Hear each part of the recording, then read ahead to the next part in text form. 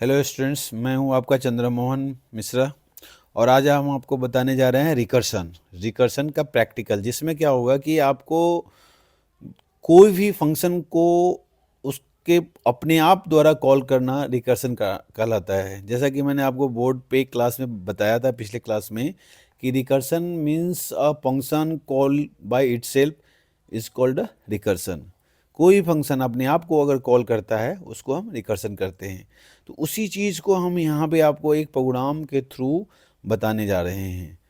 तो इसके लिए हम सबसे पहले क्या करेंगे, हेडर फाइल्स जितने भी हो हम राइट कर लेंगे iostream.h एंड conio.h और एक रिकर्सन नाम से एक फंक्शन लेंगे, उसमें इंट फंक पास कर देंगे और इन टाइप रिटर्न टाइप होगा।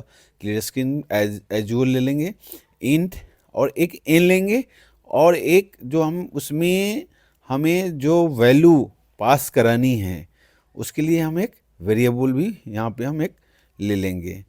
रिकर्सन जो हमारा काफ़ी हेल्पफुल होता है कि हम जब कभी हमें लूप के बदले में या इंस्टीड ऑफ लूप हमें कोई चीज़ कैलकुलेट कराना होता है तो उसके लिए हम रिकर्सन का यूज़ करते हैं।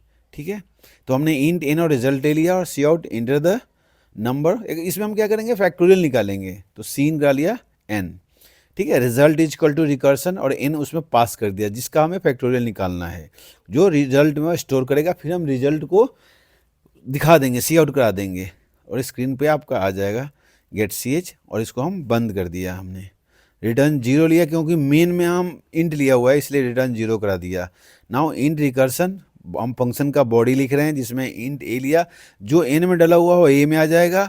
अब हम यहाँ पे देखेंगे ये तब तक चलेगा जब तक कि ए ग्रेटर देन 1 और रिटर्न करेगा क्या, ए इंटू रिकर्सन ए माइनस 1, क्योंकि रिकर्सन में हमारा पैरामीटर्स है तो यहाँ भी हमें पास करना पड़ेगा। तो ये जो जो फंक्शन है हम देख रहे हैं कि रिकर्सन के अंदर ही रिकर्सन को कॉल कर लिया है और मल्टीप्लाई कर दिया है। तो हम इसको रन करा लिए। जैसे हम यहाँ पे डालते हैं 5, तो 5 का फैक्टोरियल 120, ये करेक्ट दिखा रहा है। एक और वेरिएबल ले लेते हैं हम, उसमें 4 लिया, 4 का 24, दैट मीन्स ये करेक्ट है। तो यहाँ पे हम क्या देख रहे हैं कि ये ए को माइनस करता रहेगा और जब तक करता रहेगा जब तक कि 1 ना हो जाए। जैसे 5 डाला है तो 5 इंटू 4, फिर उसमें 3, फिर 2, फिर 1, इस तरह से इसको करता रहेगा। सपोज कीजिए कि यहाँ पर हम एग्जाम्पल लेते हैं नोटपैड पे, n इक्वल टू 4 लिया तो a में आपका क्या आ गया, 4 आ गया। तो यानी कि रिटर्न a इंटू और हमारा जो फंक्शन का नाम है रिकर्सन उसके अंदर हम पास क्या कर रहे हैं, a माइनस 1 यानी कि 3। तो 4 a हमारा कितना है 4, तो 4 इंटू 3, राइट। उसके बाद सिमिलरली जब हम 4 इंटू 3 लिखेंगे तो दैट इज इक्वल टू 12 हो जाएगा। फिर उसमें क्या करेगा, फिर से ये फंक्शन अपने आप को कॉल कर लेगा। तो हमारा अब a कितना हो चुका है 3, तो 3 में अब फिर से एक माइनस करेगा 2, तो मल्टीप्लाई करेंगे कितना होगा 24। क्लियर है। फिर आपका क्या होगा, अब हमारा a कितना हो गया 2 में से 1 माइनस किया 1, तो 24 into 1 that is equal to 24। That means क्या हुआ कि 4 का जो फैक्टोरियल हुआ वह 24 हुआ।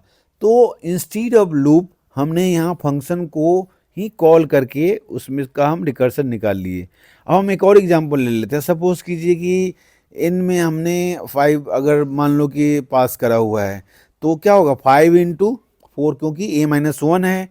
फिर उसी तरह से 20 हो जाएगा ये, फिर हो जाएगा कितना इंटू 4 है, a 4 हो गया, उसमें से हम एक a माइनस 1 करा हुआ है तो 4 माइनस 1 इज इक्वल टू 3, तो 3 से मल्टीप्लाई होगा दैट इज इक्वल टू 60।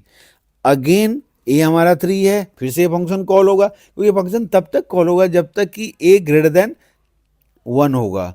अब फिर से 2 हो गया तो ये होगा 120। फिर अगेन हमारा क्या हुआ 1 के यहाँ पे 1 आने पे तो हमें तो हमारा a कितना होना चाहिए, ग्रेटर देन 1 होना चाहिए।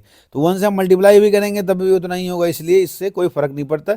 इसलिए हमने वहाँ पे कंडीशन जो दिया हुआ है वो दिया हुआ है a ग्रेटर देन 1, तब तक ये लूप चलेगा और मल्टीप्लाई करता रहेगा एक कम करके डिक्रीजिंग में जब तक कि हमारा a 1 ना हो जाए।